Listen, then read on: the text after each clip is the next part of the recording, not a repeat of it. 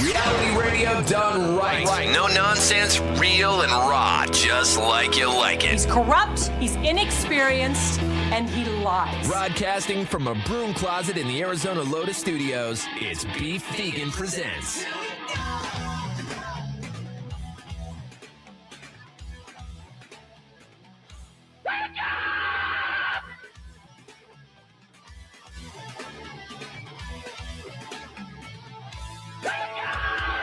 Yo, welcome back to the show. It's Beef Vegan Presents live on Rock 102.1 KFMA, streaming worldwide at KFMA.com on this beautiful Thursday, February 12th. Good morning, Emil. Hey, good morning. Good morning, Kendall. Good morning. Good morning, Tucson. Thank you guys for tuning into the show.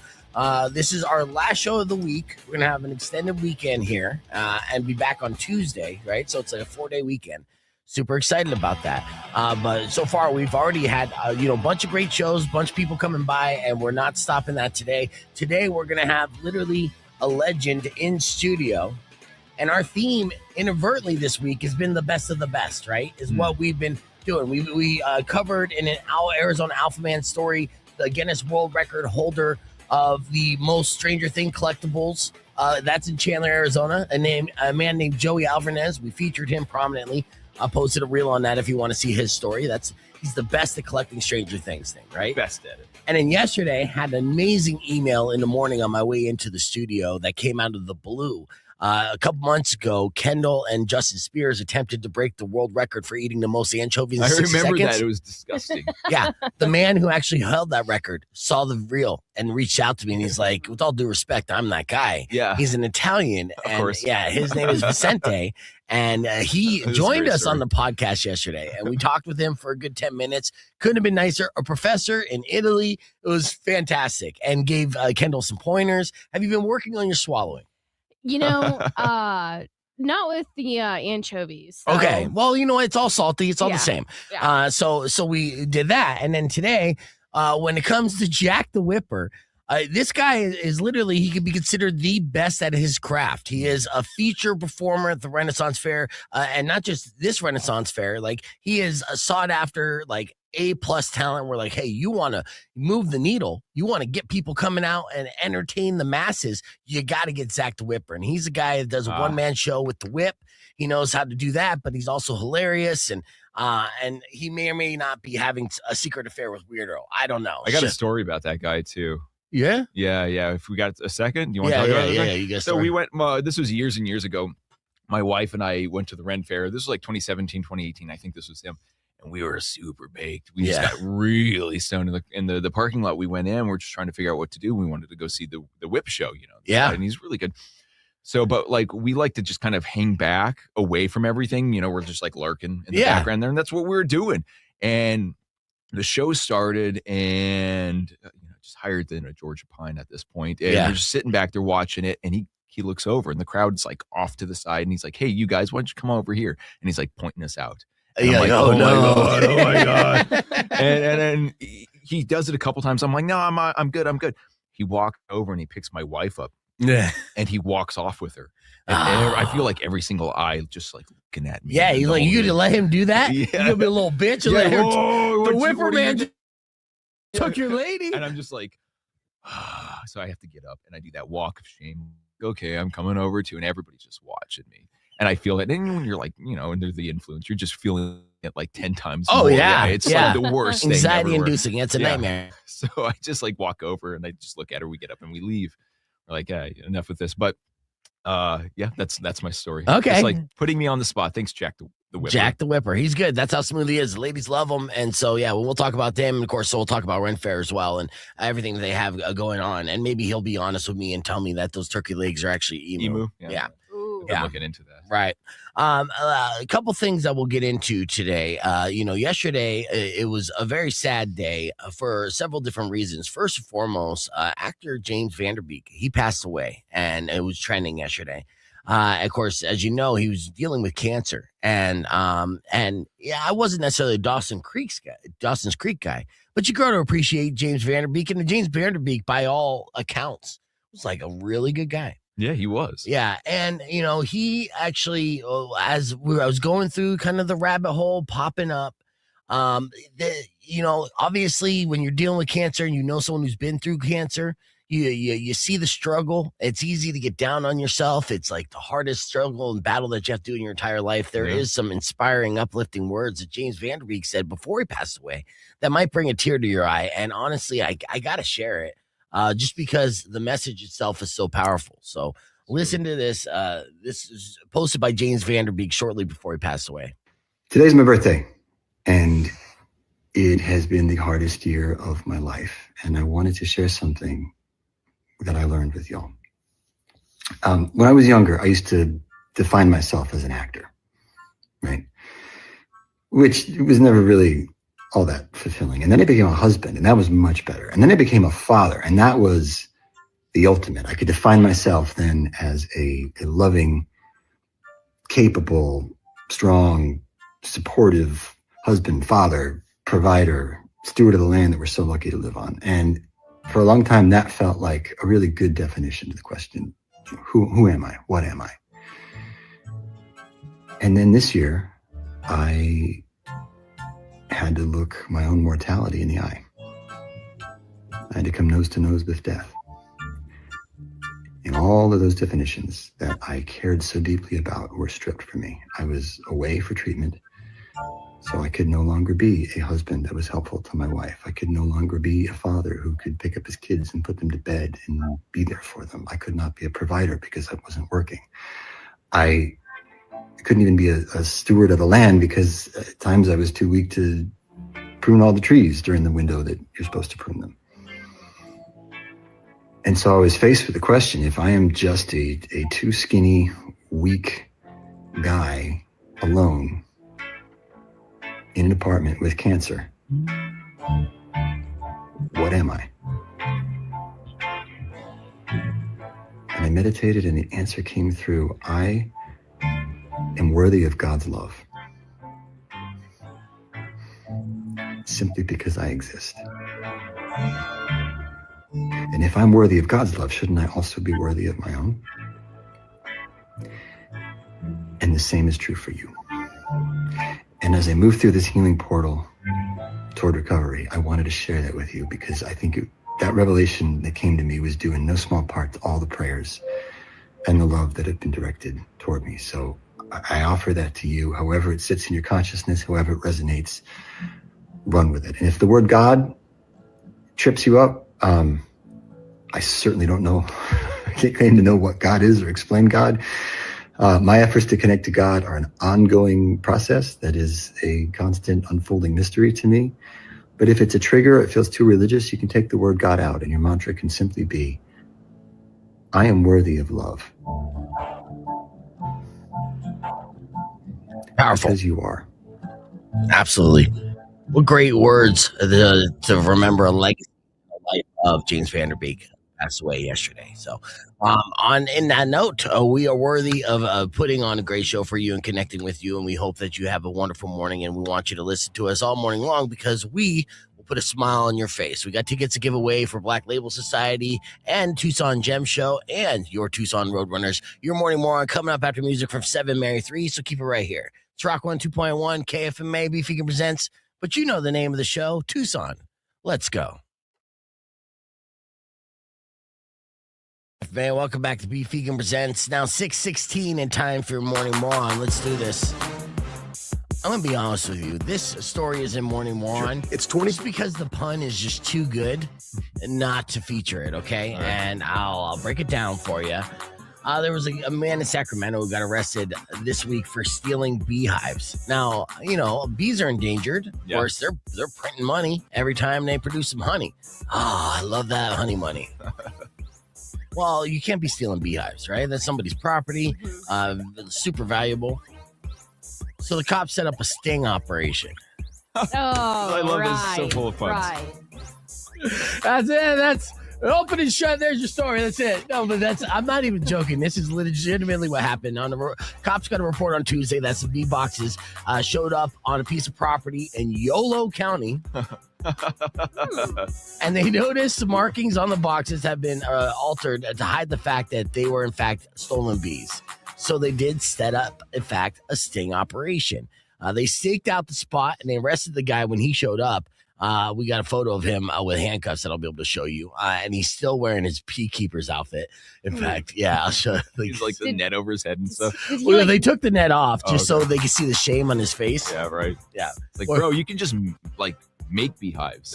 You don't have to just steal them. That's true. Yeah, You did just he make 'em. misunderstand the message of save the bees? Like, does he think he's doing good or something? It's like Al Gore out there. Yeah, all he did was move the bees, and try to profit off the bees in another place. Like, I'll take your work and your beehives, and then I'll move it over here and do all that. There's the pictures of the man in shame, head down, beekeeper's mask off. So yeah, this legit. They felt really good about getting the sting on this guy. He's a 47-year-old named Leonid, and now he's facing felony theft charges. No word why on why he stole the hives, but he's probably just not a big fan of honey. Farms pay a lot of money to have those hives brought in when their crops need pollinating. Yeah. Oh, that's what they use that for. I didn't know that. Yeah. So I thought it's like, okay, they're just farming the honey. It's like no. We got to pollinate. That's just like the benefit. Yeah. That's like the side benefit. It's a huge benefit. Yeah, totally. And without bees, the main benefit. we wouldn't have plants and all these things that we need. That's all we need to save the bees. This guy, again, he was just being selfish, and I'm glad that they set up a sting operation. And so with all those puns, I had to address it. So stealing beehives is definitely going to make you a morning moron. Beehive. Oh, it's okay. We're done here. Sorry.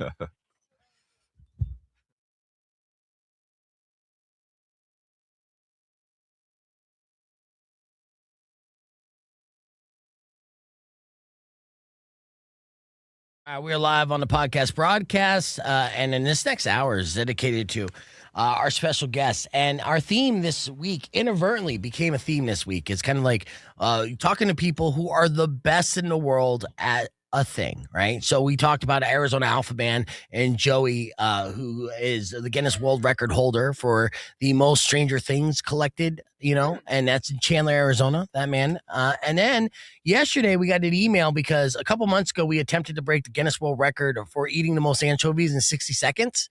And the man who actually holds that record came across one of our reels and reached out to me, Vicente. Saying we. Well, it wasn't really a I bought the effort. anchovies, okay? Let's not get down to the nitty gritty. Oh my God, did he make you do it? Oh yeah, I did it. And Justin Spears. Shout out Justin. Him and Okay. I. We are the we. Can we get there? This is part of the introduction of sorts. As I'm painting a picture here. So yes, okay. And he reached out to us, and he's the Guinness World Record holder of the most anchovies, Vicente. And today we get to talk to a man who could be considered one of the best in the world at his craft. Yes, I will say this, and I think a lot of other people will say that, but the man sitting in the studio right now will not. He goes by Jack the Whipper. Jack, good morning and welcome to the podcast. Thank you for having me. It's wonderful to be here. Yes, of course. And I'll do an abbreviated introduction of that here on the air in a little bit. But you are a master of your craft. And I know that, the performance aspect of it, that takes a lifetime to kind of master as well. But just the actual skill of being able to, do what is the art of the whip? Not play that you, because that's a whole nother thing. You're throwing out a whole bunch of terms, and I'm like, no, you can't say that next to whips. What would you call your craft when it comes to the whips? I'm a circus performer / stand-up comedian. Okay, I would generally say. Nice, yeah. And the circus performer aspect of it, your specialty is whips and being able to do that. Which again, what makes it so great about the skill, it's also very dangerous and scary too when you hear it crack and that you could use that whip like Indiana Jones and get yourself from like point A to point B, or you could use that to diffuse a situation, take a weapon out of a man's hand. No. I did a video about this recently. Everyone thinks whips are really intimidating, but then when you actually get to it, they don't actually do all that much damage. I did a whole video of talking about just how hard it is to actually do real damage with a whip, and then I compared it to just a sword.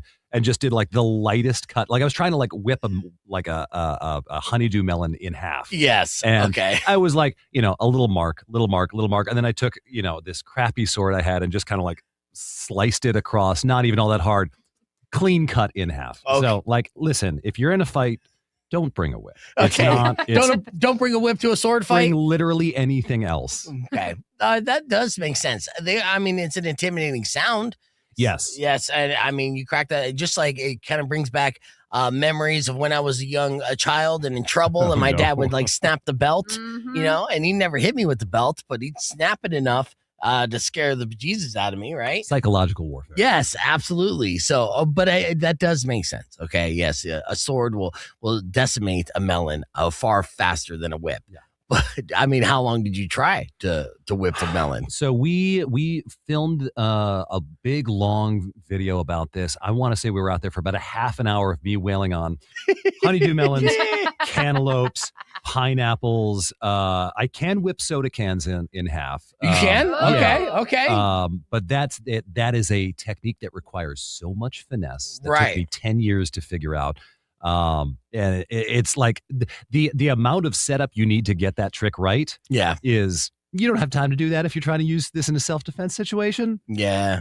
Yeah, but I mean, you spent, at least 10,000 hours working with the whip, right? To be a master of your craft. Well, I started cracking whips when I was 7 years old. Yeah, because you were a circus performer growing up, right? I was in the circus growing up. My dad was a performer. I was mostly like a stagehand. And every now and then I'd help him and do a little bit of performing. But what did he do? He did a little bit of everything. Whip cracking, knife throwing, sword fighing. Yeah. He has a tablecloth routine, stack pitchers on a table, pull out the tablecloth, none of them spill over. Right. He was a jack of all trades, master of none. Yeah. Is that why he named you Jack, or is that why you go by Jack? No, they named me John, which I'm like, why did you do that? Why didn't you just name me Jack? Because I hate the name John.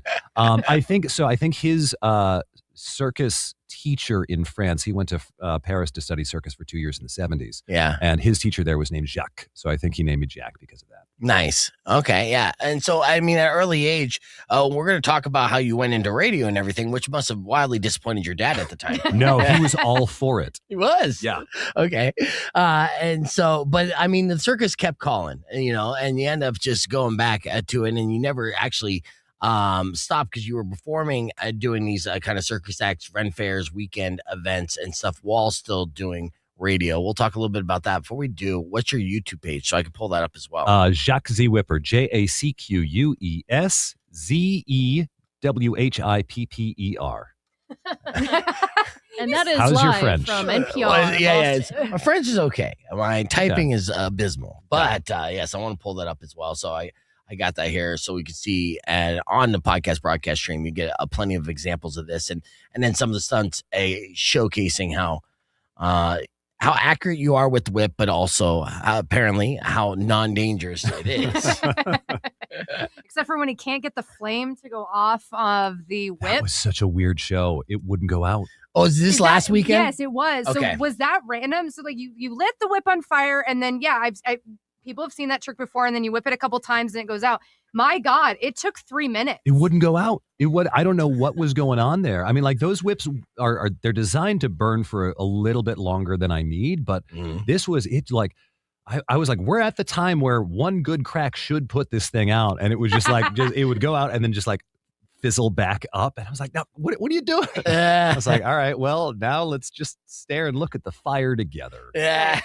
Now, when you perform, do you do stand-up comedy outside of like Ren Fair settings? So you do like right up stand-up comedy without any kind of whips or any of the circus performer aspects of it? No, there's always at least a little bit of whipping. So I just wrote a new hour, December, January, that is probably 70 to 80% stand-up and then 20 to 30% whips. Right. Nice.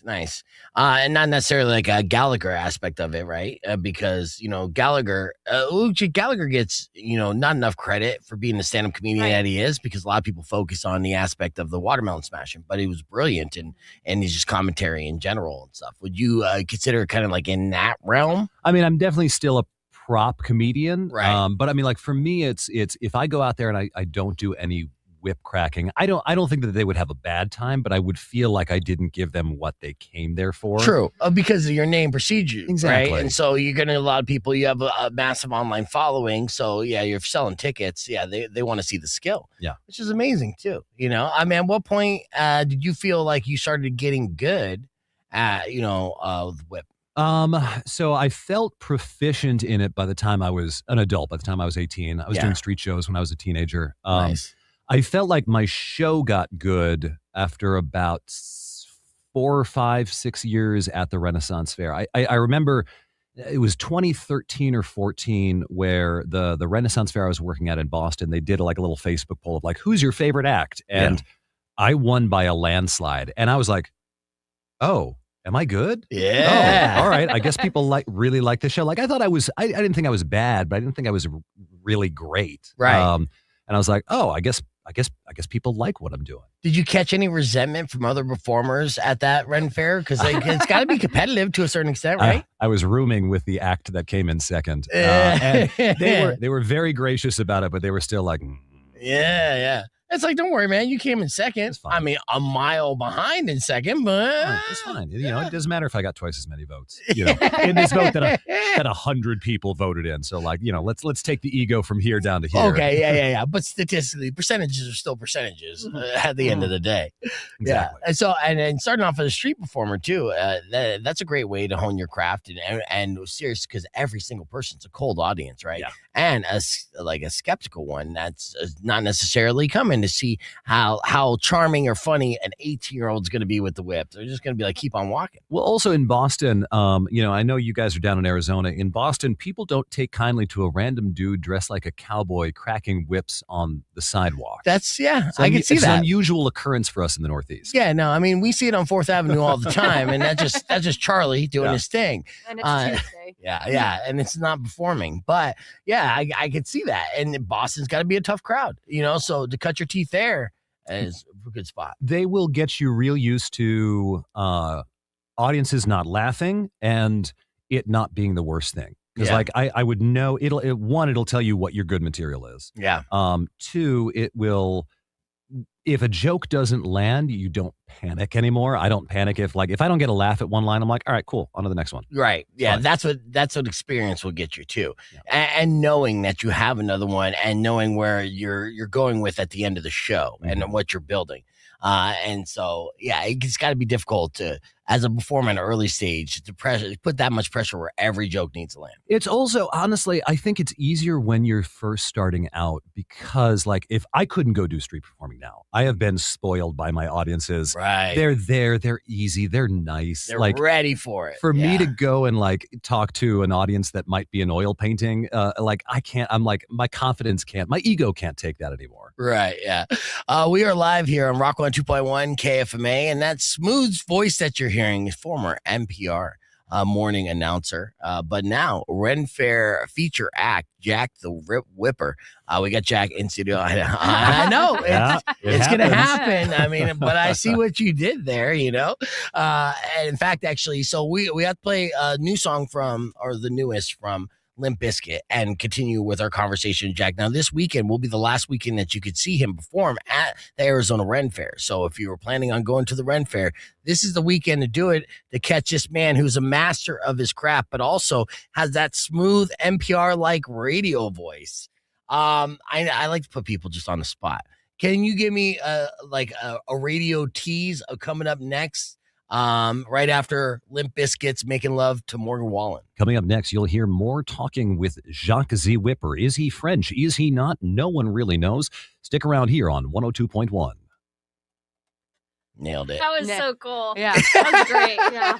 I love that. I couldn't remember if it was KMFDA. Oh, yeah, I know. It tricks you. It tricks you. Yeah. And then people mess it up. But there we go. Yeah. I'm glad I didn't do the call letters then. Exactly. You know, yeah. It was a good call. Good call. Well, and it does. It just comes like right back, right? Because like, you know, I have stepped away, but then people will finally put 2 and 2 together when I'm doing their hair, and they're like, "You sound really familiar." I was like, "Well, I was Weirdo on Rock 102.1 KFMA." Like you just go right, you just go right back into it, and they're like, "Oh my God, that's you!" And I was like, "Yeah, that's me." It was funny because like when I was on the radio, my last name is Lepiars, and that is a very weird, unusual name. Yeah. And so when I would talk to people in normal life, they'd be like, Lepiars. They're like, oh, hey, are you that guy on the radio's son? And I'd be like, no. That's you have that mature voice too. Yeah. Well, I mean, 16 years of smoking helped with that. Yeah. So. Well, I mean, you know, it didn't really work out that smoothly for my voice, unfortunately. I got the extra, it's a crapshoot. the rough. Yeah. But you got that grit now. Thank you. In Don't fact, smoke, kids. I was going to do a bit, and I still have to do a bit because people continue to compare me to Steve-O, which I'm, I get offended by because I think Steve-O sounds way worse than I do, and they don't understand the nuances and the differences between two. In fact, actually, let me do this just for the Oh, never mind. I just X'd out the thing. I had a video pulled up ready as an example of what Steve-O sounds like now, which is more like that. Yeah. Like maybe 2001 Steve-O. Who do you get compared to? Because you got such a voice. Voice guys always get compared to other voices. I don't get a whole actually, what's been going around lately is Vox from Has Been Hotel, the TV head guy. Yeah.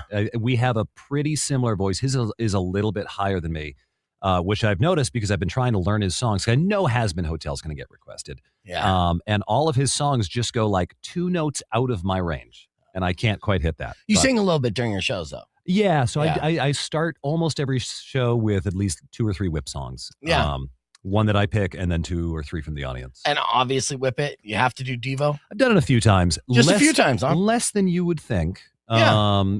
I have a list of songs that I will not do. It's usually whatever's getting requested way too much right now. And Devo's Whip It, not on that list. Wow.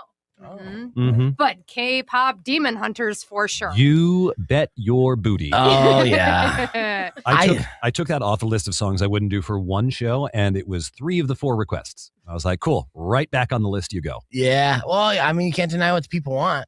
But you can for the sake of comedy. Well, because that was honestly probably one of the biggest laughs you got is when you listed off like the 10, you got booed and laughed at the same time. Yes. It was fantastic. I love the boo/laugh. Yeah, I love that every single time. Yeah. Does it make you happy when you get groans? Like yes, when you get 100%. people that hard, they're just like, ugh. I used to have a whole bit in my show where I did a series of Nicolas Cage puns. And the first one would get a laugh, the second one would get a groan, and then I would do about 5 more. Right. Where it would be this thing where like you lost the audience, and then by the end they had come back around and they were like, "Let's go!" They're doing their own ending. Nicolas Cage puns. You have to tell me about the Slayer Man. Like, how did that start? So, for anybody that doesn't already follow Jacques, there is one person that is allowed to request Slayer, and that is Slayer Man. He shows up in disguise. He has even shown up backstage in a Minecraft Jacques the Whipper costume. Collaborated with my wife. Yeah, she totally did. You we got time for one or two more. How long has that? Hang on. Oh God, elevation. Places. How many miles have you done? We got time for one or two. The furthest he has gone is Colorado. He lives in Massachusetts, so he's gone 2,000 miles. So this is a man who has been coming to my show since 2012, and he's got this big, loud metalhead voice where he'll yell, "Slayer!" Yeah. And it used to be that I would be like, if you've got a song request, just yell it out. Right. And he would yell louder than everyone else. Yeah. And so this became a thing. Once a year, he would show up, request Slayer. And finally, he left a comment on my old Facebook page, like the Jacques Super Facebook page, saying like, "I hope you learned some Slayer." And I'm like, oh yeah, this guy keeps showing up. So I finally learned some, and this was 2018. Yeah. And I did Slayer for him in that show. And then I started doing other Renaissance fairs, and he started riding his motorcycle all the way down to Maryland so he could yell Slayer at me there. Jersey, yell Slayer at me there. At this point, he has shown up on 5 different venues to request Slayer. This is genuine? This is I have my own personal heckler who is, but he's also the perfect heckler because he's got his bit. Mm-hmm. He, we have a little back and forth. Is his timing good? It's perfect. Yes. And then he shuts up the rest of the show. Yeah.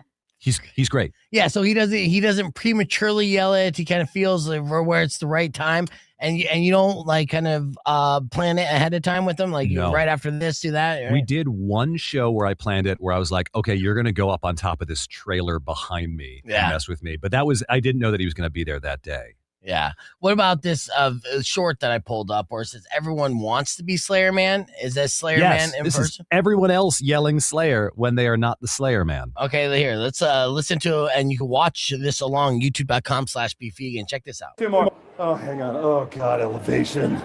Why? Colorado, why? Beard. No. There's one person in this world who's allowed to yell for Slayer Man, and you are not the Slayer Man. All right, what you got? You got to be louder and more aggressive if you're going to request Slayer. None of you are loud enough to be Slayer Man. 4 weeks. What you got? Now, I will give you props. You are the first person who has been as loud as the Slayer Man. However, not nearly enough beard. You are not the Slayer Man. Your request is invalid. We got time for one or two more. Yes, this Slayer Man became part of the bit. Did he come out to Arizona? No, I mean, he might show up this weekend. You never If know. he's there, he'll be there at the first show on Saturday. Okay. Yeah, so- I was hoping so hard. I was like, please let Tucson be the longest drive that Slayer Man makes. Yes. Just so No. I can shake that man's hand as a true metal fan. 'Cause Yeah. He is, again, 2012, so 14 years he has committed to this. That's huge. Yeah. How many Ren fairs do you perform at throughout the country? Oh God! I mean, it depends on year, but Yeah. I would say On average. somewhere between 7 and 10. 7 to 10 a roughly. year? Yeah, I do short stints. So Yeah. like 2 weekends here in Arizona. I'll do 2 weekends in Texas. I'll do a weekend in Tennessee, a weekend in Jersey, 5 weekends in Colorado, just because I got to get used to that elevation. Right. 5 so- weekends. Wow. Yeah. Is the one in Texas, is that really big one that was featured on the HBO show? No, this is the one in Dallas. So that's the one in Houston. The one I Yeah. work is the one in Dallas. I think that one's Okay. the better one. Which you got nice. snowed out at, right? Because of the storm? That was a different show I was doing in Dallas, okay. but yeah, no, they're in April. That's like beautiful in the same way that February in Arizona is perfect. Yes, April yeah. in Texas is perfect. Right. Exactly. And of course, the Ren Fair does run all the way almost till April, right? Last weekend of March this year. Yeah, well, that's what and that's when it starts to get toasty. So Ooh. you want to go in those first couple weekends as it's going. And Well, here's a pro tip for the Ren Fair, and a lot of people don't understand this. The first weekends of any Renaissance fair are always the lightest attended. yeah, that's odd. People forget that it's happening, and then Yeah. they're like, "Oh crap, the Renaissance fair is going. Let me go." Or if they're regulars, and I've had regulars tell me this, Yeah. they assume the first weekends are going to be packed, so they're like, "I'll wait until the fourth weekend." No. Yeah, rookie That's when mistake. it picks up. Yeah, okay. That makes a lot of sense. Or going like I did Super Bowl Sunday. Yes. So your shows were packed. By the way, if you are going this weekend and you want to see Jacques on stage and everything, go an hour early Yeah. to see, because that is probably because I've been going to Arizona Renaissance Festival for a long time. Mhm. I mean, that was the most I've seen Fairhaven stage. I mean, it was wrapped all the way around. Most people were having to stand. Because this is the first time that Renaissance Festival in Arizona is doing these short engagements. Yeah. Normally they don't do that. So Yeah, this is your first time in Arizona Ren Fair. Yeah. Excellent. Yeah, so definitely make sure that you go early, but 100% we went on Super Bowl Sunday, which you made some great jokes about, because it was like, yeah, that's when the true nerds are going. Uh-huh. But again, how many did actually hang out for your 5 o'clock show? We had a full show, or mostly full show. Okay, cool. So your Um, hardcore nerds didn't want to see Bad Bunny, nothing. They They were wanted to still- see you. They were still there. Yeah, at 5 o'clock on Sunday, half an hour into the Super Bowl, we still had most of that stage full. Yeah. And by the end of the show, the stage was fully full. Nice, nice. Yeah. But you didn't do any like whip crack bunny or I don't know enough Bad slap Bunny, rock. man. It's- Like, yeah, I have reached that age now where like the Super Bowl halftime show is either someone from when I was a kid, aka Green Day, or it's someone who I have like barely any knowledge of, aka Right. Bad Bunny. Yeah. I only know of Bad Bunny because of WWE. I know. That's it. I know a lot of people the same way. That's fine. All right, we're gonna have more with Jacques. Jacques the Whipper. I'm trying to say it right. Jack the Whipper. Jacques the Whipper. Jack the Whipper, Jacques the Whipper, whatever. Jacques you want. Z Whipper, who you can see at the Ren Fair only this weekend. Last weekend to see his shows. We'll talk about when you can see those shows and more coming up right after this, and music from the Chili Peppers.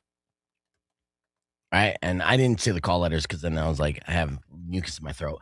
And real quick for just random, the algorithm's good.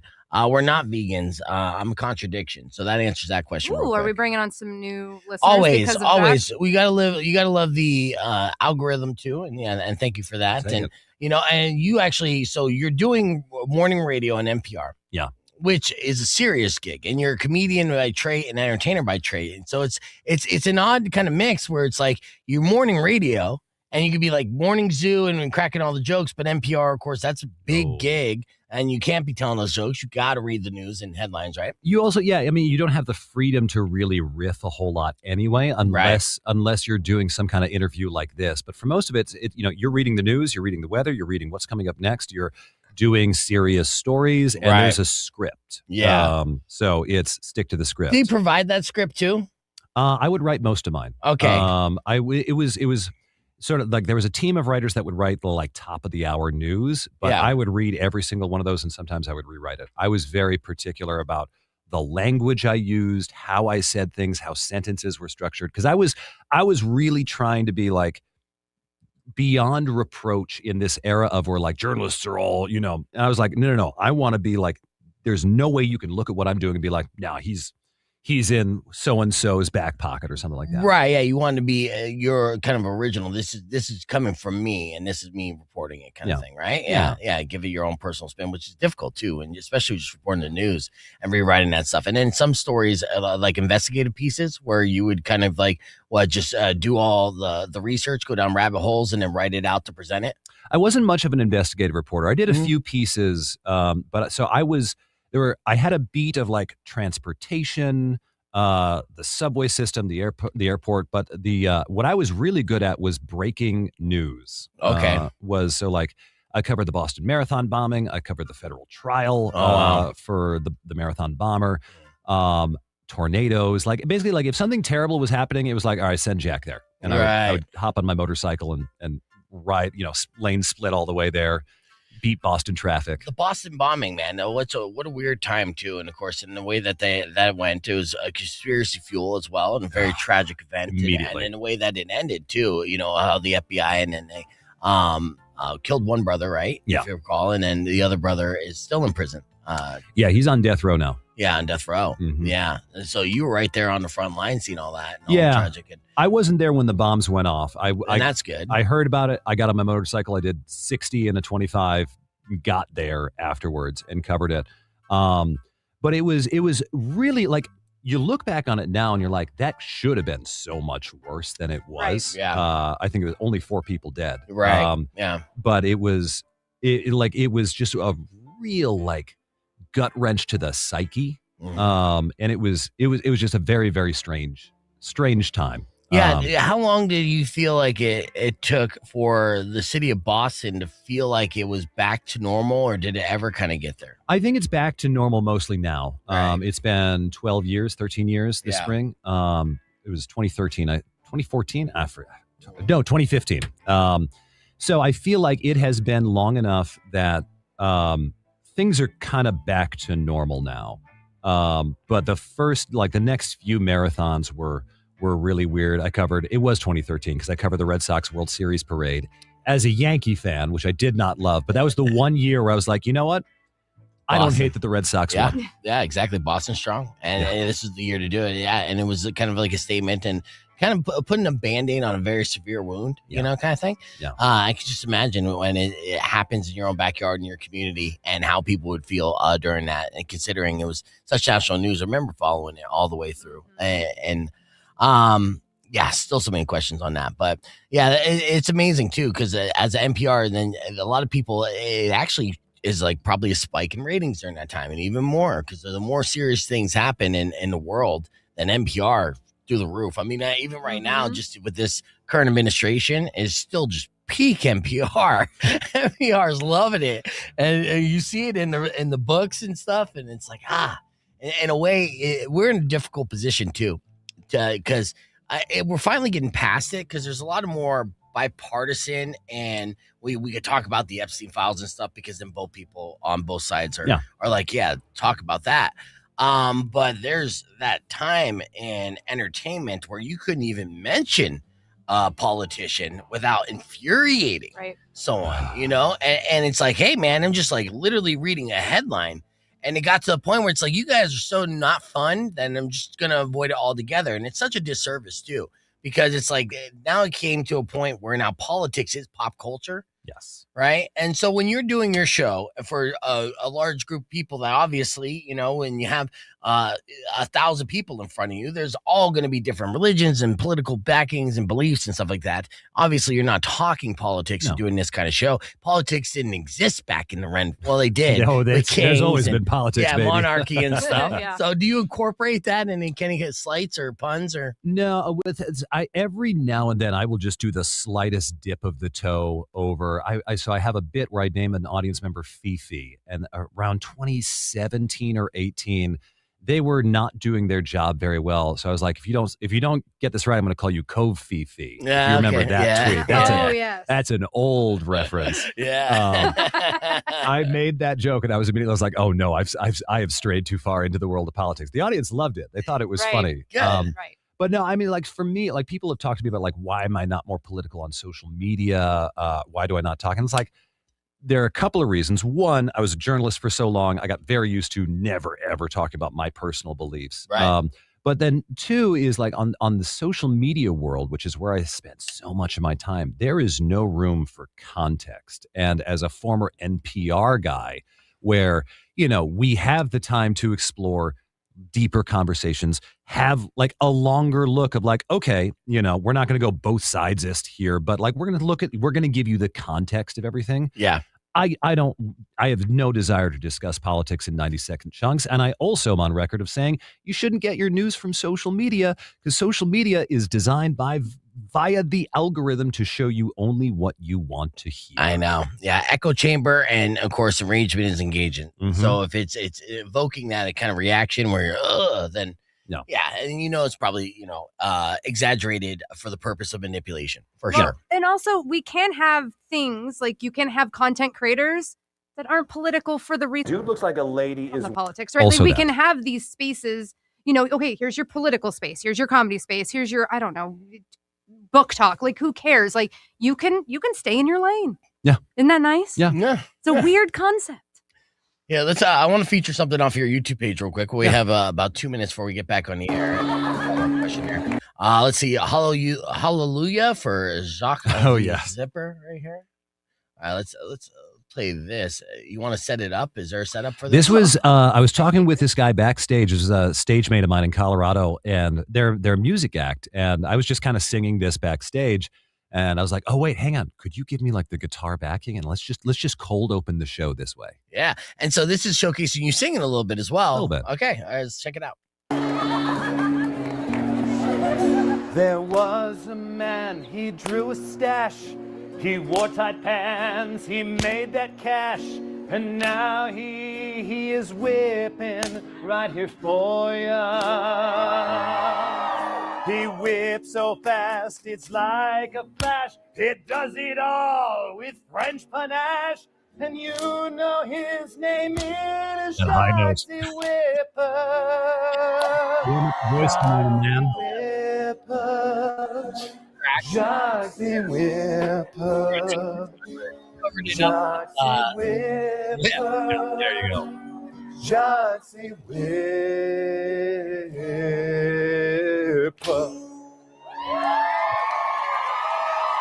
It really is a variety show that you got going on. Yeah, I think the biggest thing, a lot of people think that is all that the show is. It's just whip songs, and it's not. That's about 10 minutes of the show, maybe a little bit less. And then after that, there's stunts, tricks, jokes that I don't put on the internet because, you don't put the scripted material on the internet. You got to see that in person. Yes. to I like that that. rule. I Yeah. like that rule. I don't think that too many people really know that rule or should actually abide by that rule. But Yeah.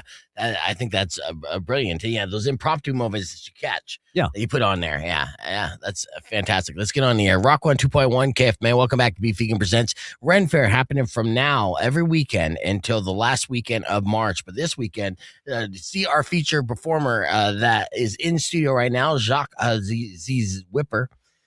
I'll say get there it. by the end of the hour. By the You'll get end, there. Top I don't know. The Z-Whipper. caffeine will wear off eventually, or Jack the Whipper.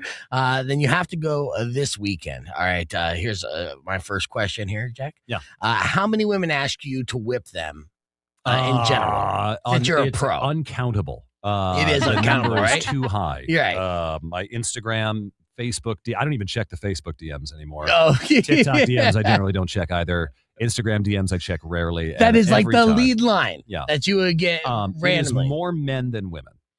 That makes sense too. Because men are more forward. Yes, and they are. Men have had less experience being objectified, and therefore they are generally worse. Now, that is a generalization. Yes. That is not always the case. Yes. I have had women be very unpleasant as well as men be very unpleasant. And I have to apologize Yeah. for that. I'm sorry. Yeah, I'm sure. What is your demographic? Because I was seeing a whole array of people.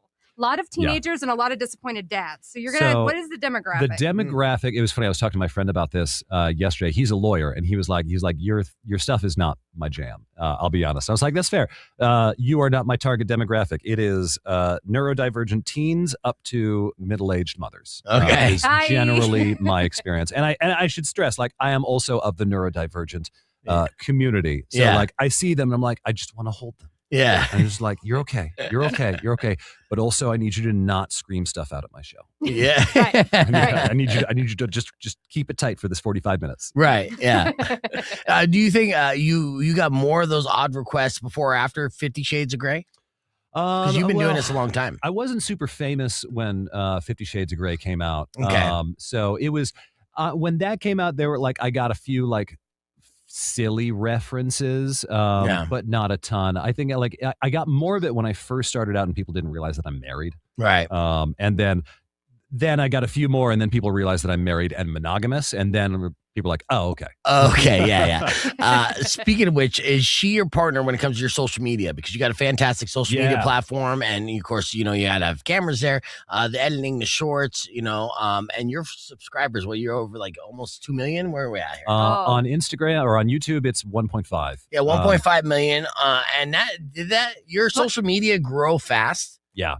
Yeah. So my wife is my photographer, editor, videographer. She's a former photojournalist as well. That's perfect. Wedding videographer, social media manager at Boston University. So she's like the perfect resume. Yeah. You blew up before you met your wife, or were you already married? Okay. No, we weren't married yet. I said we were so that people would stop being weird. Yeah. But I got on TikTok in September of 2021 after someone else posted a clip of me that got 2 million views. Yeah, you're like, oh no. I was like, I'm going to go viral. I need to profit off this. Yes, you do. I blew past the Instagram content monetization threshold, 10,000 followers, certain number of views in 10 days. Nice. And within 4-ish months, I had 2 million followers. Oh, wow. Well, that was on TikTok, right? I was on TikTok. Yeah, and now you're at 4 million on TikTok. Yeah, just hit 4 million actually earlier this month.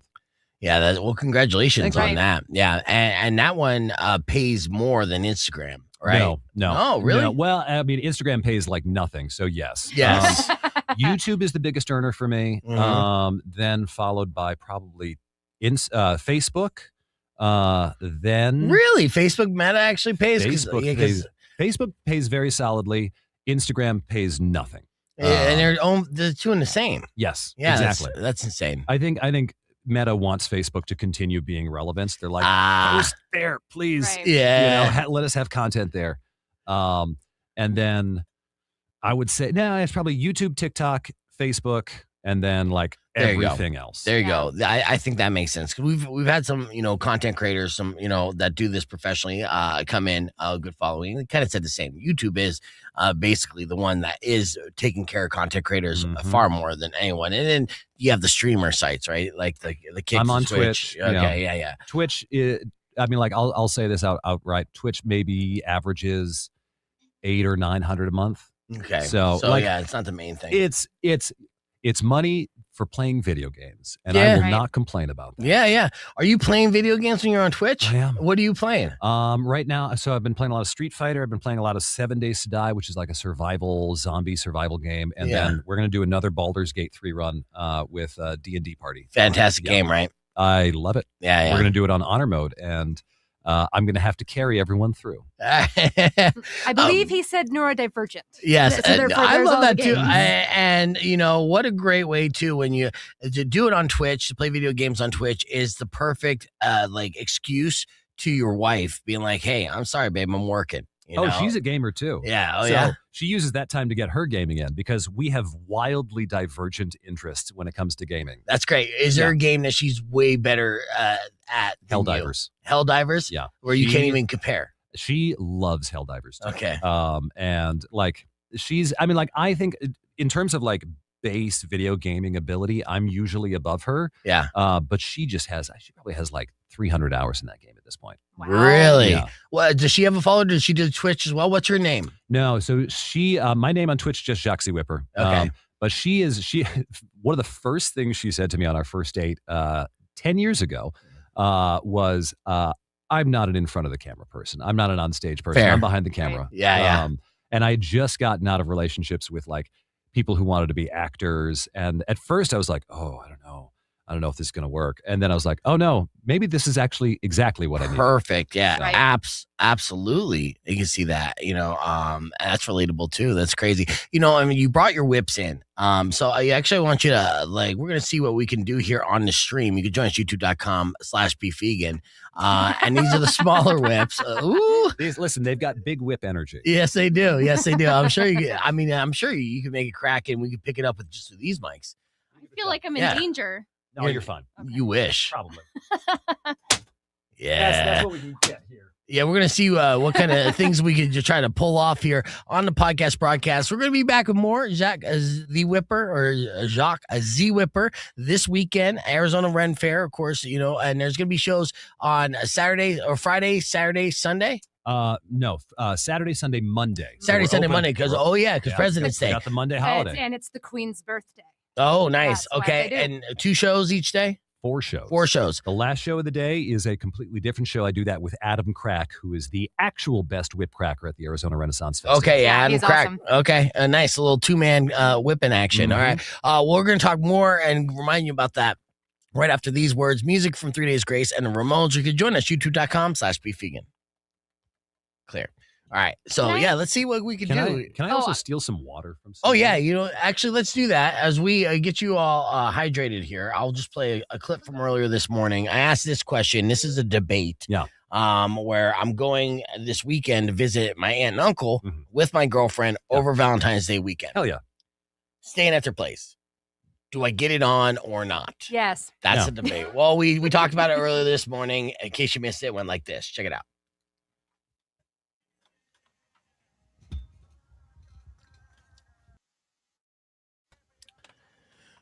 Rock 102.1 KFMA. That's Sleep Token with a caramel here. Obviously we have Valentine's Day this weekend, which is great. A lot of people have plans. I personally have plans. But then that brings up the question, what do you do in a situation where you are visiting family, which I'm doing? So this weekend, I'm going to San Francisco, right, with my girlfriend. To do all the tourist stuff. I love that city. We're going to do Alcatraz. We're going to do the Redwood Forest. We're going to do all that. We're going to eat clam chowder out of sourdough bowls, or walk up and down the hills, all that stuff. It's going to be great. And I'm stoked for it. All the geeky stuff that fun annoyed me when I was a kid. Hit the Ghirardelli Chocolate Factory too, man. All of it, right? And so with that, though, I am staying with my aunt and uncle. And my uncle, he, after I had everything booked, he reached out to me and he's like, Brad, I realized that Saturday is Valentine's Day. And I'm like, yeah. And he's like, well, if you want to take your girl out and have like a nice dinner and do a romantic thing. And I'm like, no, that's fine. The trip is our Valentine's Day experience. I don't need to, splinter off. We want to hang out as a unit. I love my aunt and uncle. So this is an opportunity to be able to hang out with them, introduce them to the woman I've been dating who I feel like they're going to get along swimmingly, which is great. That's not the debate. That's not the question. The question is, should I have sex with my girlfriend at my aunt and uncle's condo while I'm there? I'll be there for 3 nights, right? And it's a thing. Like when you stay with family, with your partner, do you get it on in their house? You said condo, and it's a condo because see that's a little different than a house. Oh, yes. Okay. Like so here's maybe. Well, you keep in mind this is downtown San Francisco, so everything there is, as far as the metrics are different. So their place, which is $1 million place, is small in square footage, right? It's basically like a townhouse of sorts, and their spare bedroom shares a wall with their main bedroom. Yes, I know. And then the door is like a kind of like a glass door. It has blinds in front of it, so there's privacy, so they wouldn't see anything. But it's not like a thick door. Right. So, if things got loud, the noise would travel.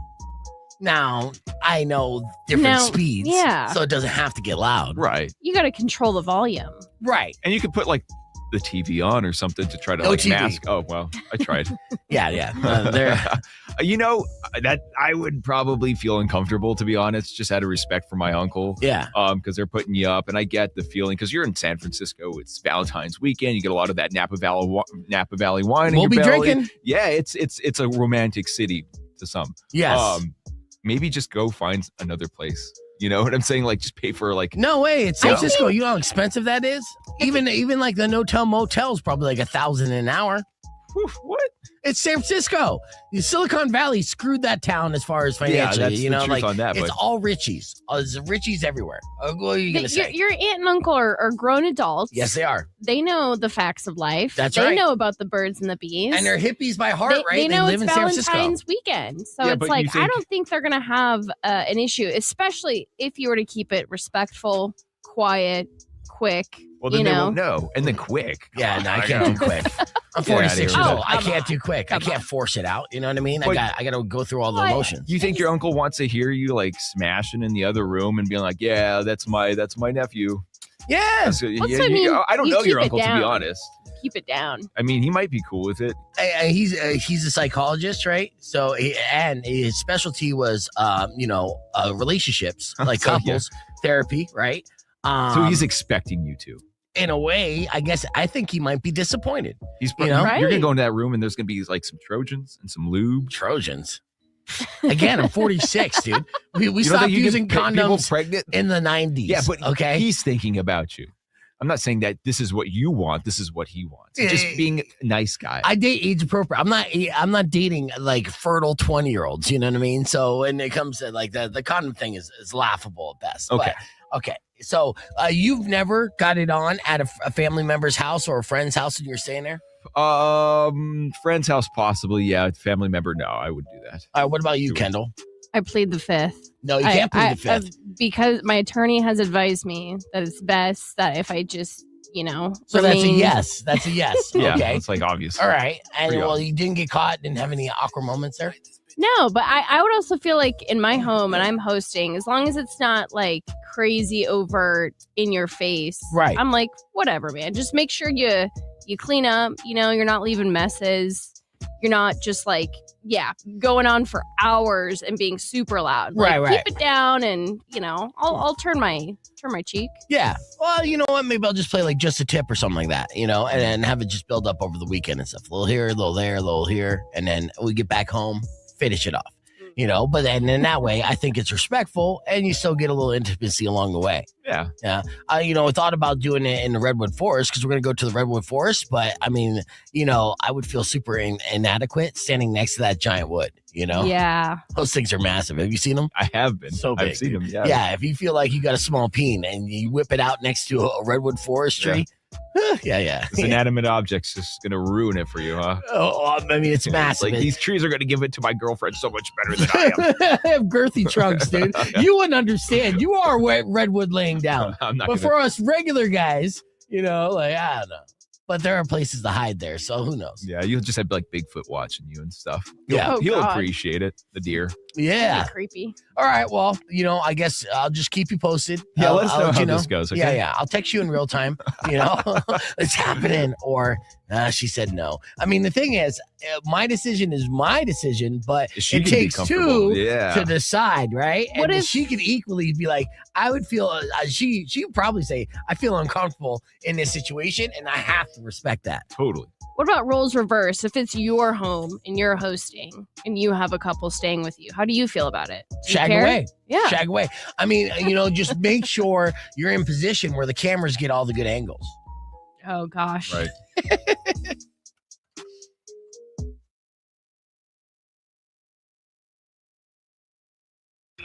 But you did some deal with Courtney, right? Yeah. Oh, I was getting phone calls there. All right, let's see. We're going to do something special here on the podcast. I wish and we're going to get on the air here in a couple minutes, so I'm wondering what we should save something for that, but we could test it out here on the stream. We would have 4 mics, but Emil did accidentally break his mic, like literally right before we got Jack come in. So that's fantastic. Little limp mic action. Oh my God, it's so bad. It's so just completely. And luckily, we're off tomorrow, and I'll just send it to my engineer on my way out on vacation. Like, hey, I'm out of here. By the way, fix that shit. I'll be back on Tuesday. And I'm so glad that actually you're going to be doing for President's Day and doing Monday, because I get back on Sunday, purposely for a day of recovery. And I'm like, oh yeah, no, that would be fantastic to go up there on a Monday.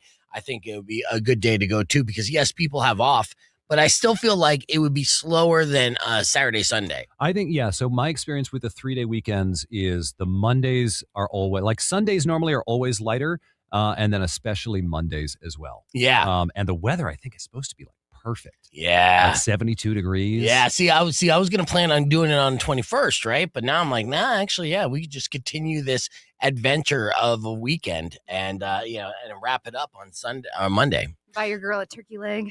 It's emu. What do you like? They're turkey legs. Really, the ones here? Because the way there's so much cartilage, man. Yeah, that's how turkeys work, man. Really? Yeah, they're sinewy. they're little dinosaurs, man. We got them up in Boston. They are mean. Really? Those things are jerks. And I don't mean jerks. I mean words far stronger than that, but I don't know how much I'm allowed to curse, so I'm just going to. Well, you're on the stream now, so I mean, you can get it out. Yeah, they are assholes. Yeah. Turkey assholes. I hit a turkey with my car one time, and I didn't feel bad.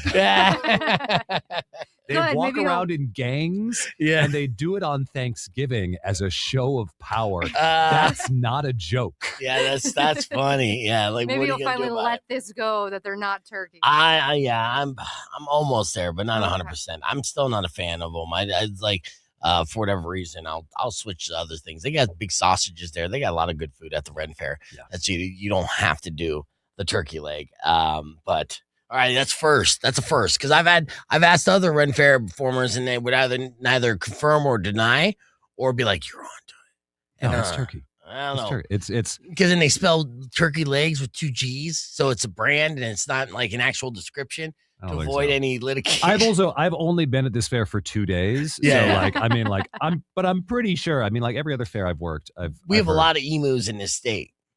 It's an emu state. Yeah. So. All right. Well, you haven't had one yet? I've actually never had a Ren Fair turkey leg. Okay, so no, you can't say that, dude. I'm telling you, I've had a bite of one once, but no, I'm sitting backstage. I'm not going out of my way to go get fair food. Yeah, I bring my fair. own food. Okay. Listen, the food is great. Actually, no. So I do get fair food every now and then, and by me, I mean my wife will go get it for me. Yeah, if we have a break. And she's able to get food. Do you set up do all the performers have basically like an RV city that's right there?